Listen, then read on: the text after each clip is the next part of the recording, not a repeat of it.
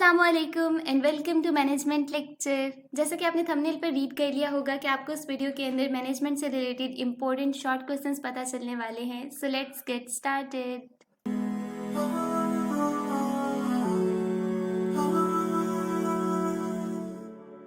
So the first question is differentiate between mission and vision. So इसके अंदर आपने बताना है सबसे पहले मिशन के बारे में, किसी भी ऑर्गेनाइजेशन का मकसद जिसके तहत वो वजूद में आई होती है, फिर उसकी एग्जांपल देंगे। इसी तरह फिर विजन के बारे में बताएंगे, जो ऑर्गेनाइजेशन के लॉन्ग टर्म गोल्स होते हैं। ठीक है, दिस इज अ विजन। और यहाँ पर आप लोग एग्जाम्पल देंगे माइक्रोसॉफ्ट की। So number 2 is define strategy. इसमें आपने स्ट्रेटेजी को एक्सप्लेन करना है। स्ट्रेटेजी क्या होती है? लाहे अमल। ठीक है, आपने किसी भी गोल को अगर अचीव करना है तो उसके लिए आप एक स्ट्रेटेजी बनाएंगे, एक लाहे अमल तैयार करेंगे कि किस तरह के रिसोर्सेज आपको चाहिए होंगे, किस तरह के वर्कर्स चाहिए। ठीक है, किस तरह से आपने उस गोल को अचीव करना है, क्या मार्केटिंग स्ट्रेटेजी होगी। ठीक है, किस तरह से ऑब्जेक्टिव्स को सेट करना है। सो ये सारी चीज़ें स्ट्रेटेजी के अंदर आती हैं। Number 3 is what is plan. Plan क्या है कि किसी भी गोल को, ऑब्जेक्टिव को अचीव करने के लिए आप जो एक मंसूबा तैयार करते हो कि आप इस तरह से चलोगे, इतनी टाइमलाइन है इस काम को करने के लिए। ठीक है, सो वो सारी चीज़ें आ जाती हैं आपके प्लान के अंदर। फिर आप उसको एग्जाम्पल भी देंगे। एग्जाम्पल के अंदर जिस तरह से यहाँ पर बताया गया है, मार्केटिंग प्लान हो गया। ठीक है, किसी भी प्रोडक्ट को आपने प्रमोट करना है, कस्टमर्स को टारगेट करना है, तो वो सारी चीज़ें आ जाती हैं प्लान के अंदर। उसके बाद मैनेजर क्या है? किसी भी ऑर्गेनाइजेशन का इम्पोर्टेंट बंदा। ठीक है, मैनेजर जो कि हर काम को क्या करता है? मैनेज करता है ऑर्गेनाइजेशन के अंदर। फिर उसके साथ आपने एग्जांपल देनी है, लाइक सेल्स मैनेजर। ठीक है, जो कि ऑर्गेनाइजेशन के अंदर सेल्स से रिलेटेड रिस्पॉन्सिबल होगा। ठीक है, उसकी रिस्पॉन्सिबिलिटीज होंगी उससे रिगार्डिंग।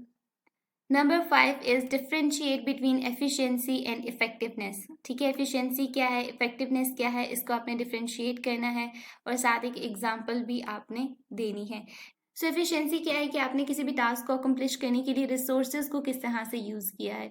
ठीक है, और इफेक्टिवनेस क्या है कि जब आपने टास्क को अकम्प्लिश किया है तो वो किस हद तक रिलेट कर रहा है आपके गोल से, कि जो आपने सेट किया है। How well the task is accomplished in relation to the goal set.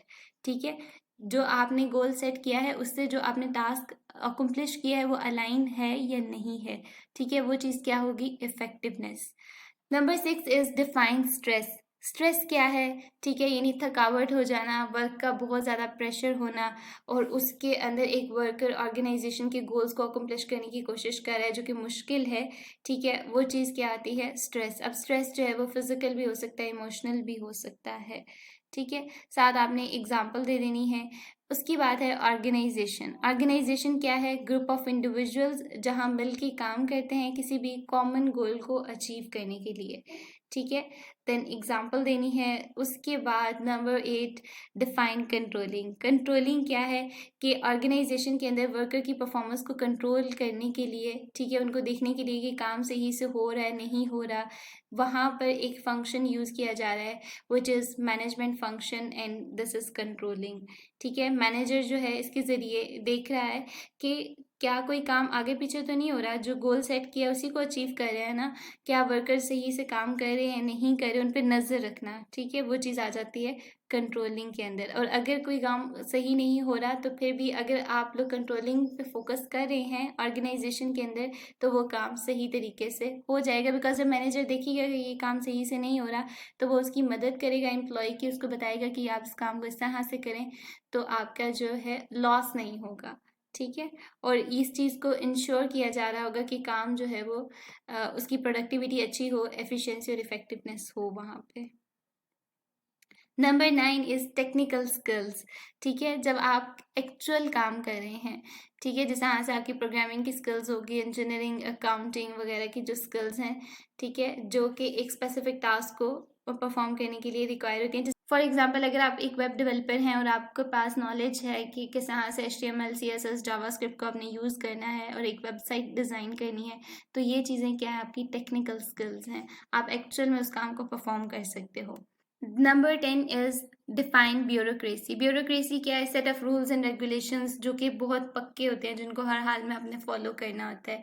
ठीक है, जो कि बिल्कुल भी फ्लेक्सिबल नहीं होते। सो नंबर 11 है what is management by objectives. So management by objectives क्या है? सबसे पहले तो पेपर में इस तरह से भी क्वेश्चन आ सकता है, डिफाइन द टर्म MBO। ठीक है, तो वहाँ पर आपको इसकी एब्रीविएशन का पता होना चाहिए, तभी आप इस क्वेश्चन का आंसर कर सकते हैं। ठीक है, सो MBO क्या है? एक मैनेजमेंट अप्रोच है जिसको यूज़ करते हुए आप ऑर्गेनाइजेशन के गोल्स, ऑब्जेक्टिव्स, इन चीज़ों को सेट करते हैं और फिर मॉनिटर करते हैं। ठीक है, इसके साथ ही आप एक एग्जांपल में इस चीज़ को एक्सप्लेन कर सकते हैं कि मैनेजर जिस तरह से ऑर्गेनाइजेशन के लिए गोल्स को सेट करता है, ठीक है, और फिर वो देखता है कि एम्प्लॉयज़ के अकॉर्डिंग काम कर रहे हैं, नहीं कर रहे। सो उसके बाद है नंबर 12 डिफाइन एथिक्स। एथिक्स क्या है? Principles of right and wrong. ठीक है, कि कौन सी चीज़ गलत है, कौन सी चीज़ ठीक है, किस तरह का बिहेवियर ऑर्गेनाइजेशन के अंदर अलाउड है, किस तरह से वर्क प्लेस के अंदर इन्वायरमेंट होना चाहिए ऑर्गेनाइजेशन के अंदर, ये सारी चीज़ें आ जाती हैं। ठीक है, उसके अंदर आप एक एग्जाम्पल भी दे सकते हैं। ठीक है, उसके बाद है चेंज। चेंज किस चीज़ को रेफर कर रहा है कि ऑर्गेनाइजेशन के अंदर फॉर एग्जांपल इन्वायरमेंटल चेंज आ रहा है। इन्वायरमेंटल चेंज भी हो सकता है कि ऑर्गेनाइजेशन के अंदर एम्प्लॉयज़ के दरमियान कॉन्फ्लिक्ट्स अराइज हो रहे हैं, डिस्प्यूट्स अगर हो रहे हैं, तो उसकी वजह से इन्वायरमेंटल चेंज हो रहा है। एक्सटर्नल फैक्टर्स भी उस पर डिपेंड कर रहे हैं, इंटरनल फैक्टर्स भी डिपेंड कर रहे हैं, तो दिस इज़ द चेंज। ठीक है, जो किसी भी ऑर्गेनाइजेशन को फेस करना पड़ सकता है। ठीक है, जो जिसका पॉजिटिव और नेगेटिव दोनों तरह से इफेक्ट हो सकता है। सो उसके बाद है ऑर्गेनाइजेशन डेवलपमेंट, OD। ठीक है, ऑर्गेनाइजेशन डेवलपमेंट से आपको समझ आ रही होगी कि ऑर्गेनाइजेशन की तरक्की की बात की जा रही है कि ऑर्गेनाइजेशन को अगर आपने नेक्स्ट लेवल तक लेके जाना है, उसको इम्प्रूव करना है, तो फिर जो चीज़ें आएंगी वो चीज़ें आ जाती हैं ऑर्गेनाइजेशनल डेवलपमेंट के अंदर। ठीक है, यानी अगर आप टर्म को इस तरह से सोचेंगे तो मेरा नहीं ख्याल कि आपके लिए मुश्किल होगी इनको आंसर करने में। ठीक है, अब ऑर्गेनाइजेशन की अगर हम डेवलपमेंट की बात करते हैं तो हम देखेंगे कि ऑर्गेनाइजेशन अपनी स्ट्रेटेजी को इम्प्रूव करेगी, अच्छे प्लान्स बनाएगी, अच्छे लोगों को हायर करेगी। ठीक है, अच्छे लोगों से मेरी मुराद है स्किलफुल एम्प्लॉयज़ को हायर करेगी, ताकि ऑर्गेनाइजेशन के लिए वो काम भी तो अच्छे से करें ना। अगर ऑर्गेनाइजेशन उन्हें कोई गोल दे रही है तो वो उसको अच्छे से अकम्प्लिश करें, फिर ऑर्गेनाइजेशन भी उनकी ज़रूरियात का ख्याल रखे, तो वही सारी चीज़ें आ जाती हैं। ठीक है, टीम वर्क अच्छा होना चाहिए, वगैरह वगैरह।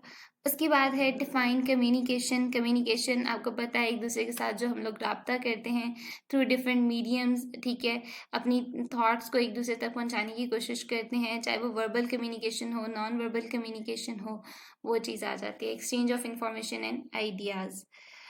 So number 16 define motivation. Motivation क्या है कि आप एम्प्लॉयज़ को मोटिवेट करने की कोशिश करें थ्रू डिफरेंट फैक्टर्स। अब वो हो सकता है कि आप अगर एम्प्लॉय को बताएं कि अगर आप अच्छा काम करोगे तो आपको पे के साथ बोनस दिया जाएगा।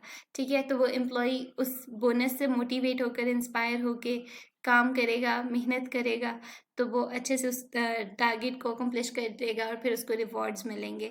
ठीक है, यानी एक पर्सनल फुलफिलमेंट भी हो जाएगी उसकी, और वो जो उसका जॉब बिहेवियर है उस चीज़ को भी इम्प्रूव करेगा, उसकी इससे सेटिस्फैक्शन, प्रोडक्टिविटी, इंगेजमेंट, ये सारी चीज़ें इम्प्रूव होंगी। ठीक है, और ये कब इम्प्रूव होंगी? जब आप कोई ना कोई ऐसा फैक्टर दे रहे होंगे एम्प्लॉय को जिससे वो मोटिवेट हो रहा है, जिससे उसमें एक जज्बा पैदा हो रहा है कि उसने अच्छे से काम करना है। ठीक है, मोटिवेशन यही होती है ना, अक्सर हम स्टडी से बोर हो जाते हैं या समझ नहीं आ रही होती कि अब क्या करना है, तो फिर मेरे साथ तो ऐसे होता है कि मैं मोटिवेशनल वीडियोस देखती हूँ, फिर मैं एक नहीं, 2, 3, 4 देखूँ, उसके बाद कोई एक ऐसी बात होती है जो क्लिक कर जाती है और फिर उसके बाद बस हो जाती है। उसके बाद होता है कि अब ये काम करना है, ज़रूर करना है, तो वो चीज़ आ जाती है कि आपके अंदर एक जज्बा, वलवला पैदा हो गया कि अब आपने ये काम करके रहना है। तो दिस इज़ व्हाट मोटिवेशन, और एम्प्लॉयज़ को भी इसी मोटिवेशन की ज़रूरत होती है। आई होप कि आपको ये मैनेजमेंट के शॉर्ट क्वेश्चन आंसर्स बिल्कुल भी टफ नहीं लग रहे होंगे, और इनके आंसर्स भी बहुत आसान है, और आपको रट्टा लगाने की तो बिल्कुल भी ज़रूरत नहीं पड़ेगी इंशाल्लाह। सो उसके बाद है question number 17 which is define management and manager. I hope कि आप इसको बहुत अच्छे से आंसर कर सकते हैं। So number 18 define risk. Risk नाम से जाहिर है कि डैमेज, ख़तरा, ठीक है, लॉस, इस चीज़ की बात हो रही है, एक अनसर्टेन सी कंडीशन, अनसर्टेन सी स्टेट, ठीक है, जिसके बारे में आप खुद भी इतने ज़्यादा कॉन्फिडेंट नहीं हैं। सो इस तरह से फिर रिस्क को कंट्रोल करने के भी डिफरेंट फैक्टर्स हैं, ठीक है, जिनसे ऑर्गेनाइजेशन के रिस्क को मिनिमाइज़ किया जा सकता है। तो ये चीज़ आ जाती है रिस्क के अंदर, आप इसको एक्सप्लेन कर सकते हैं जिस तरह से एग्जाम्पल के अंदर बताया हुआ है, financial risk due to market fluctuations, ठीक है। अगर मार्केट के अंदर कुछ उतार चढ़ाव हो रहा है तो उससे ऑर्गेनाइजेशन को भी डेफिनेटली इफेक्ट होगा, ठीक है। तो वो ऑर्गेनाइजेशन के लिए फाइनेंशियल रिस्क है।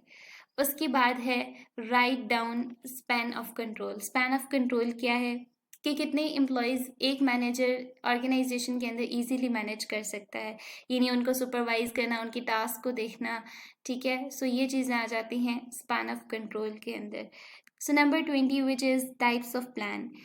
So plans are of 4 types, which is number 1 strategic plans, number 2 tactical plans, number 3 operational, and number 4 contingency plans. So I hope कि ये 20 क्वेश्चंस इस वीडियो के लिए इनफ है। नेक्स्ट वीडियो के अंदर हम लोग नेक्स्ट क्वेश्चंस को डिस्कस करेंगे। These questions are very important according to your paper, और इनके आंसर्स बिल्कुल भी मुश्किल नहीं है। आई होप कि आपको ये आसान लगे होंगे, और आपको इस फाइल का लिंक भी डिस्क्रिप्शन में मिल जाएगा, आप वहाँ से जाके इसको डाउनलोड कर सकते हैं और लर्न कर सकते हैं। So if you have any question, any suggestions related to this, put it in comment section. I will definitely reply you, and don't forget to hit the subscribe button. Happy learning!